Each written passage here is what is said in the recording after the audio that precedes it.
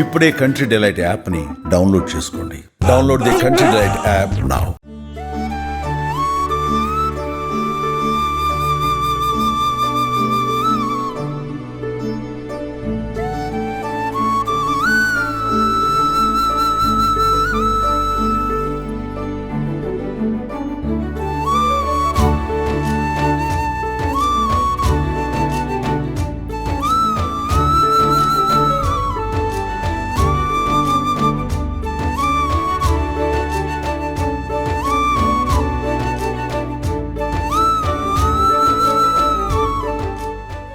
ప్రస్తుతం మనం ఉన్నాం బోయకొండ గంగమ్మ తల్లి ఆలయం సమీపంలో. ఈ ఆలయానికి ఒక మహత్తు ఉంది. ఈ ఆలయం వచ్చేసి ఫస్ట్ ఎక్కడుందో చెప్తాను. చిత్తూరు జిల్లాలోకే వస్తుంది. చిత్తూరు నుంచి ఒక 60-70 కిలోమీటర్ల డిస్టెన్స్ లో ఉంటుంది.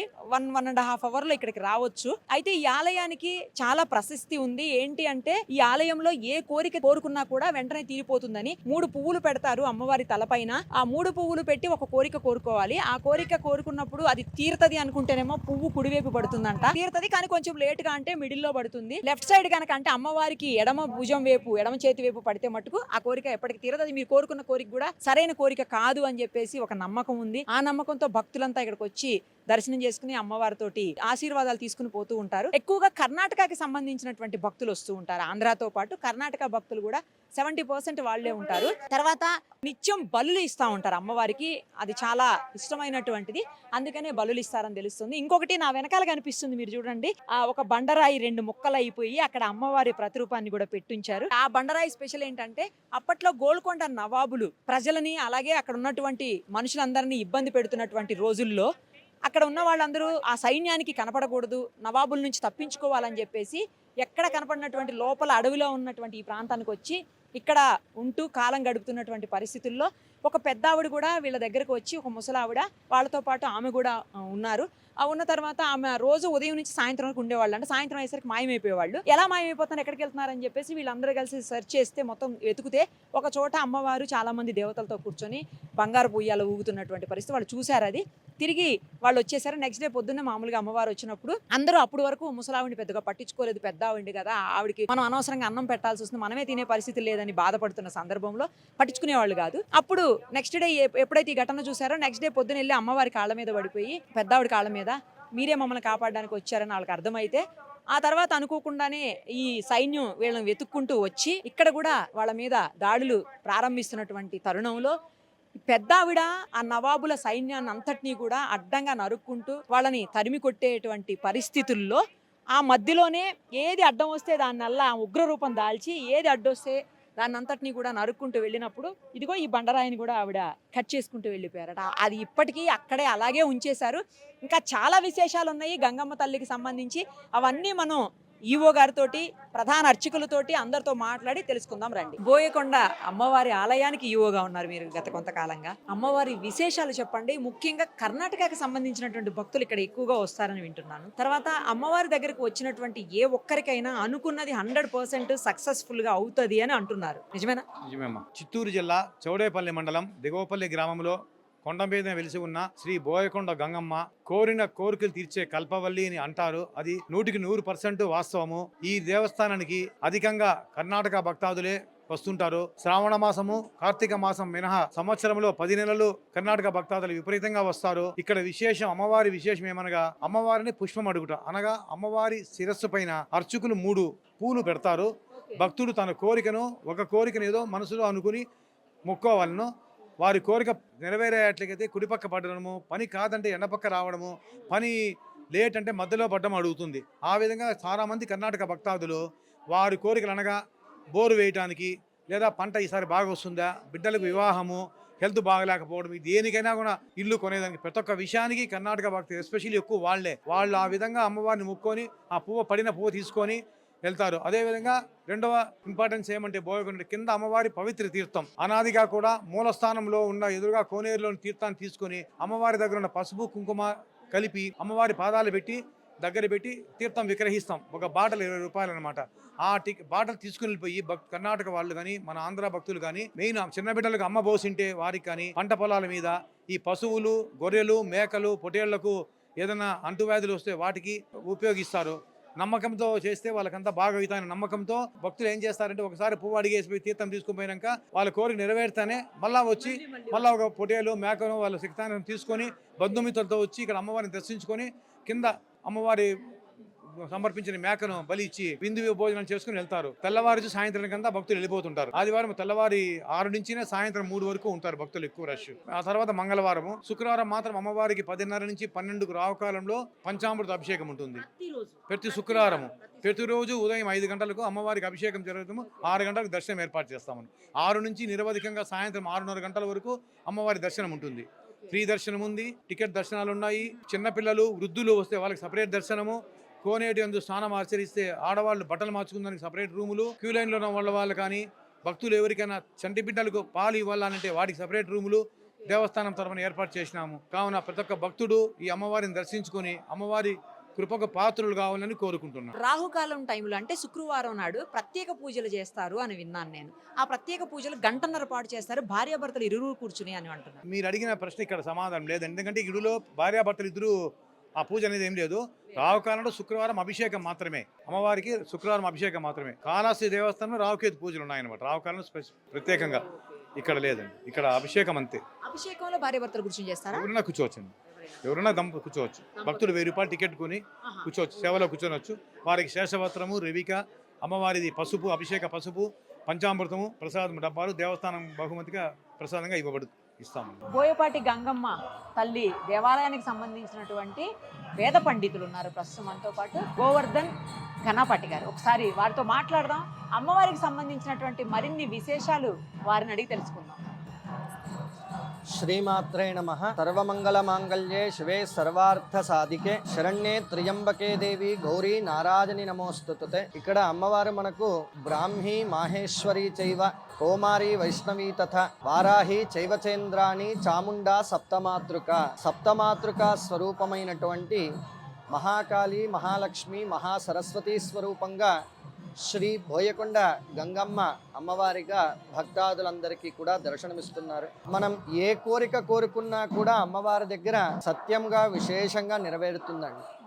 కర్ణాటక భక్తాదులకు, ఆంధ్ర భక్తాదులకు, తమిళనాడు భక్తాదులకు అమ్మవారు కల్పవల్లిగా విశేషంగా ఉన్నారు. ఇక్కడ ప్రతి శుక్రవారం కూడా రాహుకాల సమయంలో 10:30 గంటల నుండి 12 గంటల వరకు ఉదయం పూట అత్యంత వైభవంగా విశేషమైనటువంటి ఫలపంచామృత అభిషేక పూర్వకమైనటువంటి మంగళద్రవ్య అభిషేక కార్యక్రమములు, 12 గంటల 5 నిమిషాలకు దివ్య మహామంగళహారతి అంతా కూడా జరగడము. అట్లానే ప్రతి సంవత్సరం జరుగుతున్నట్లుగా ఈ సంవత్సరం కూడా అమ్మవారి యొక్క సన్నిధానంలో శరన్నవరాత్రి మహోత్సవ కార్యక్రమాలు పాడ్యమి విదే నుంచి మొదలుకొని దశమి, విజయదశమి పర్యంతము కూడా ప్రతినిత్యము కూడా మహాకాళి, మహాలక్ష్మి, మహాసరస్వత్యాత్మకమైనటువంటి శ్రీ దుర్గా చండికా పరమేశ్వరి కలశస్థాపన పూర్వకమైనటువంటి షోడశ ఉపచార పూజలు, దేవి ఖడ్గమాల నామావళితో కుంకుమార్చన, పుష్పార్చనలు చేసి ధూపదీప నైవేద్యాది మహామంగళహారతులు అయిన తర్వాత శాంతి పూజలుగా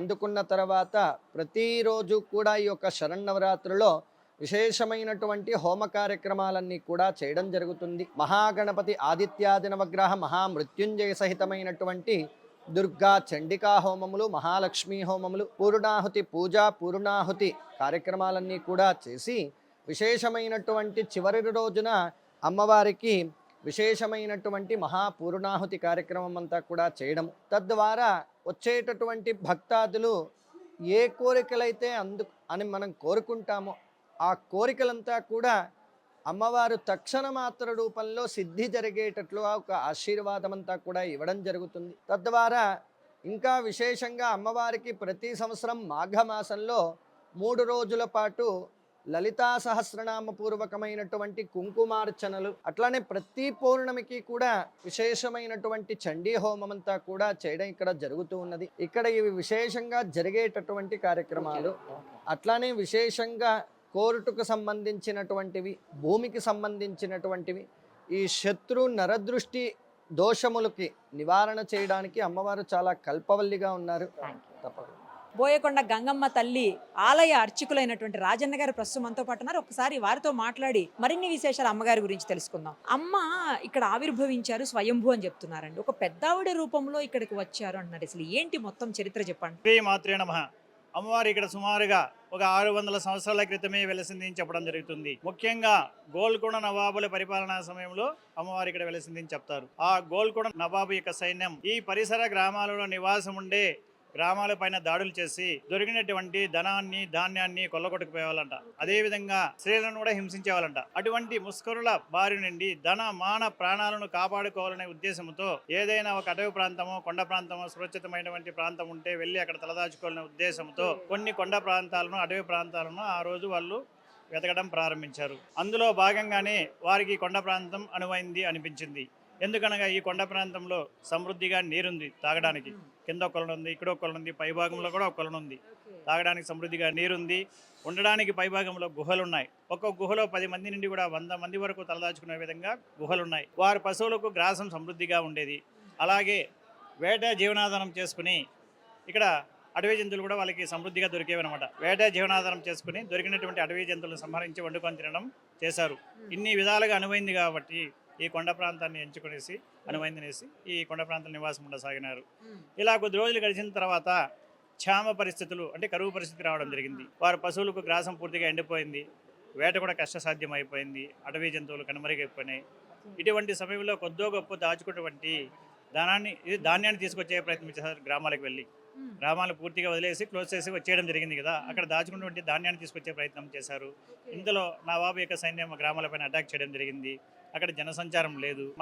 మన భార్య నుండి ఎలా తప్పించుకుంటారు, ఎక్కడ పోయినా వదలకూడదు అనే కసిగా కోపోద్రేకంతో వాళ్ళు ఉన్నారనమాట. ఈ కొండ ప్రాంతంలో ఉన్నారనే విషయాన్ని కూడా వాళ్ళు పసిగట్టారనమాట. ఇటువంటి సమయంలో ఆపదలో దైవాన్ని ప్రార్థించడం మానవాయితీ కదా. అదేవిధంగా ఆ రోజు ఆ ప్రజల మాట అమ్మ అనే వాక్యం రావడం జరిగింది అని చెప్పడం జరిగింది. అమ్మ, వీరి చేతిలో మేము చిక్కి సావాల్సిందేనా, వీరి నుండి మమ్మల్ని రక్షించే దిక్కే లేరా అనేసి ఎప్పుడైతే అమ్మవారిని దీనంగా ప్రాధేయపడ్డారో, వేడుకున్నారో, అమ్మవారు ఒక ముసలి అవ్వ రూపంలో ఒక ఉదకర్ర చేత పట్టుకునేసి నేనున్నాను, నేను కాపాడుతాను ఈ జనసమూహంలోకి రావడం జరిగింది. ఇంతమంది యువకులు మగవాళ్ళు ఉండి మేము ఏం చేయలేకపోయినాము. ఈ ముసలివాడ నేనున్నాను, నేను కాపాడుతానంటే మేము నీకు ఎలా కనిపిస్తాను, నీ కంటికి మేమేమన్నా పిచ్చోళ్ళకి కనిపిస్తున్నాం అనేసి ఆ ముసలివాడిని అవహేళన చేశారు, గేలి చేశారు. సరేనా, ఈ అడవి ప్రాంతంలోకి వచ్చాను, నేను ఎక్కడ పోగలను, నేను మీతోనే ఉంటాను, నాకు అంత భూ పెట్టండి అనింది. అసలే కరువు పరిస్థితి, తిండి దొరకని పరిస్థితుల్లో మేమున్నాం, నీకు ఎక్కడ తెచ్చిపెట్టేది అనేసి కసురుకున్నారు. ఒకరిద్దరు అవ్వ మేము ఏదైతే తీసుకుంటామో నీకు ఒక పోటీ ఇస్తాం, నీకు సంబంధం అయితే ఉండవు అనేసి అన్నారు. అలాగే నేను అనేసి అనింది. సాయంత్రం వాళ్ళు ఏదైతే ఇస్తారో పూట భోజనం చేస్తుంది. సాయంత్రం చీకటి పడే సమయానికి ఆ ముసలివాడు అదృశ్యమయ్యేది. కొద్ది రోజుల తర్వాత వీళ్ళు ఒక జిజ్ఞాస, ఆతృత, భయాందోళన ఏదో ఒకటి కావచ్చు. ఈమె ఎవరు ఉదయం నుండి సాయంత్రం వరకు మనతో ఉంటుంది. సాయంత్రం చీకటి పడే సమయానికి కనుమరుగైతుంది. ఎవరు ఏమినేసి చీకటి పడే సమయానికి 4 దిక్కులుగా విడిపోయి పై భాగంలో వెతకడం ప్రారంభించారు యువకులంతా. అక్కడ నిలువెత్తు ఉయ్యాల బండలు వేసి ఉన్నాయన్నమాట. ఆ బండల పైన కొద్దిపాటి వెలుగునేది కనిపించింది. తీరా అక్కడ వెళ్ళి చూస్తే వీళ్ళు అమ్మవారు సప్తమాద్రిక రూపంలో 7 మంది అక్కచెల్లెలు, బ్రాహ్మి, వారాణి, ఇంద్రాణి, చాముండి, కోమడి, వీళ్ళు 7 మంది అక్కచెల్లెలు కూడా బంగారు ఉయ్యాలొగుతూ ముచ్చటించుకోవడం వీరు కంటపడింది. ఆ వెలుగును చూడలేక మూర్ఛలిపోవడం జరిగిందనమాట. మరుసటి రోజు యథాప్రకారం ఈ జనసమూహంలోకి ఆ ముసలివాడ రాగానే ఈ ప్రజలంతా పోయి అమ్మ పాదాల పైన పడి క్షమించమని ప్రాధాయపడడం, వేడుకోవడం జరిగింది. నిన్నటి వరకు ముసలిదాన రావే పోవే అంటా ఉంటారు, ఈ రోజు ఏమైనా ఉన్నట్టు నా కాళ్ళ పైన పడుతున్నారనేసి ఆ ముసలివాడు అడిగితే, అమ్మ మీరు ఎవరనే విషయం మాకు రాత్రి అవగాహన అయింది, మీరు ఎవరో కాదు, మమ్మల్ని నిజంగా కాపాడడానికి వచ్చింటే అమ్మవారు అనేసి ఎప్పుడైతే ఈ ప్రజలంతా ముక్తగంగా అమ్మని వేడుకున్నారో అప్పుడు అమ్మవారు తన నిజ స్వరూపాన్ని వాళ్ళకి దర్శనం ఇచ్చిందంట. అప్పుడు వీళ్ళకి కొండంత ధైర్యం అనేది రావడం జరిగింది. అమ్మ సాక్షాత్తు ఎవరో కాదు, అమ్మే ముసలివాడి రూపంలో మమ్మల్ని పరీక్షించాలనే ఉద్దేశంతోనే ఈ రూపంలో వచ్చింది అనేసి వీళ్ళకి ధైర్యం రావడం జరిగింది. తర్వాత నవాబుతో కలిసి ఆ సైన్యం అంతా కూడా ఈ కొండ ప్రాంతానికి దండెత్తి రావడం జరిగింది. కింద రణభేరి అనే ప్రాంతం, అంటే యుద్ధ వాతావరణం నెలకొంది కాబట్టి ఆ ప్రాంతంలో యుద్ధం జరిగింది కాబట్టి అక్కడ రణభేరి అనేసి ఆ ప్రాంతాన్ని పిలవడం జరుగుతుంది. అక్కడ అవును, అందుకే అక్కడ ఆలయం కూడా రణభేరి గంగమ్మ ఆలయం అనేసి కట్టుకోవడం జరిగింది. అక్కడ ఒక అమ్మవారిని నిలుపుకోవడం జరిగింది. అక్కడ యుద్ధ వాతావరణం నెలకొంది. అమ్మవారి హిందూ ప్రజల తరపున స్వయంగా ఖడ్గం చేతబూని ఆ నవాబు యొక్క సైన్యాన్ని అంతా కూడా తుదముట్టించింది అనమాట. కొద్దిపాటి సైన్యం అమ్మ రూపాన్ని చూసి పలాయనం అంటే పారిపోవడం జరిగింది. కొంతమంది ఎదురుడి నిలబడిన వాళ్ళంతా అమ్మ ఖడ్గానికి బలైపోవడం జరిగింది. తర్వాత అమ్మవారు ఇలా పూర్వపు దిశగా వస్తూ కనిపించిన చెట్లను గుండ్లను కూడా నరకుతా వస్తూ ఉంది. అమ్మ కోపోద్రేకంతో ఉంది, ఊగిసలాడిపోతుంది. అమ్మని ఎట్లా శాంతం చేయాలో వీళ్ళకి అర్థం కాలేదు. యాదృచ్ఛికంగా ఉన్నట్టుండి అమ్మకి బలిస్తే శాంతి ఇస్తుంది ఉద్దేశంతో వారి పశ్చంపదను ఒక మేకపోతను తీసుకొని వచ్చి అమ్మవారి ముందర నిల్చోబెట్టి ఎప్పుడైతే త్యాగం చేశారో ఆ రుద్రధారలు అనేది ఎప్పుడైతే అమ్మ పైన స్పృశించబడ్డాయో అప్పుడు అమ్మ శాంతించిందట. మీకు ఏం కావాలో కోరుకోండి అని అడిగితే, అమ్మ మాకు అదేటువంటి కోరికలు ఏమీ వద్దు, మమ్మల్ని మా భార్య బిడ్డలను మా పశు సంపదను యథాప్రకారం మా గ్రామాలకి చేర్చి ఇటువంటి ముస్కరుల బారి నుండి మమ్మల్ని రక్షిస్తే మాకు అంతే చాలు అనేసి ఈ ప్రజలంతా ముక్తకంఠంతో అమ్మవారిని వేడుకోవడం జరిగింది. అలాగే మాకు అండగా ఇక్కడే వెలయాలి ఉండాలి అని కూడా ఆ ప్రజలు అమ్మవారిని వేడుకున్నారంట. నాకు ఇక్కడ నిత్య కైంకర్యాలు జరిగేంతకాలం ఈ కొండపైన వెలుస్తాను ఉంటాను అనేసి ఆ రోజు ఆ ప్రజలకి అమ్మవారు వాగ్దానం చేసి ఇక్కడ సప్తమాద్రిక రూపంలోనే ఉద్భవించడం జరిగింది. తర్వాత అమ్మవారు యుద్ధం చేసినటువంటి ఆ ఖడ్గాని కావచ్చు, అమ్మవారి పాదపద్మాలంతా కూడా కొలంలో శుభ్రం చేయించిందంట. కాబట్టి ఆ నీటికి పవిత్రత అనేది ఏర్పడడం జరిగింది. ఆ నీటిని ముఖ్యంగా రైతులు పంట పొలాల పైన పిచికారీ చేస్తూ ఉంటారు, ఎందుకంటే చల్లుతూ ఉంటారు అనమాట. ఎందుకంటే ముఖ్యంగా రైతులు అనేక రకాలైన పంట పొలాలు పండిస్తూ ఉంటారు, వాటికి అనేక రకాలైన చీడపీడలంతా ఆశిస్తూ ఉంటాయి. వాటికి క్రిమిసంహారక మందులు ఎన్ని తెచ్చి పిచికారీ చేసినట్టు తొలగిపోయినటువంటి చీడపీడలు అమ్మవారి తీర్థం తీసుకుపోయి పంట పొలాల పైన చల్లితే అవి తొలగిపోయి వాళ్ళకి మంచిగా పంట దిగుబడి వస్తుంది అనే నమ్మకం, అది నిజం కూడా. అనారోగ్యంగా ఉన్న వాళ్ళు కూడా సేవిస్తే ఆరోగ్యవంతులు అవుతున్నది భక్తుల విశ్వాసం. స్వస్తి, ఇది అమ్మవారి మహిమ. చాలా బాగా చెప్పారు. అసలు తెలియని చరిత్ర యాక్చువల్గా అందరికి తెలియదు. చాలా బాగా చెప్పారండి. Thank you so much. ధన్యవాదాలు. సుమన్ టీవీలో మీ పర్సనల్ అండ్ బిజినెస్ ప్రమోషన్స్ కోసం కింది నెంబర్కి కాంటాక్ట్ చేయండి.